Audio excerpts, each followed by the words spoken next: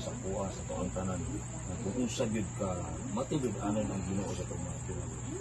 So karong gabi una ako ning ang mensahe mo lang ako mensahe ko dito ko mo palalong og maayo kus mga pag-ampo para pag-adto ni Brother Johnny sa Manila kanang ganing paunahon sa Ginoo ang mga manulinda nga angin sa Ginoo ba subuon sa Ginoo kay iya man mensahe Salmo 21:11 subuon ako ang ako mga manulunda pagbantay nimo so kung nag-ampo ta dumigon ka sa Ginoo wala pa gani ka nag-ampo kabalo ang Ginoo nga si Johnny magtulig Manila so nga na kagamahan natong Ginoo so sa pagpangayo na to much more nga ihatag sa Ginoo paboran ka sa Ginoo kay ato man gipangayo so nga na ka milagroso o gamahan na atong buhi ka Dios so akong i-share karon may tungod sa love ni Lord John 3:16 kay gigugma sa Dios ang kalibutan tungod niya ang tanan mo tuo mo salig kaniya dili malaglag kun dili makabaton nimo og kinabuhing dayon.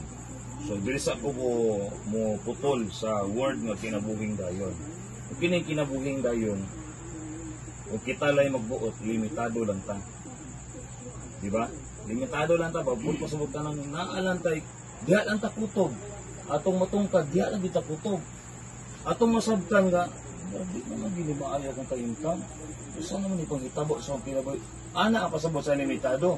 Pero kung dito ta mo mudasok og maayo sa mga panaad sa Ginoo, nanaad sa kanimo ganako nga di ta mo biyaan, di ta mo pasagan, saad na niya.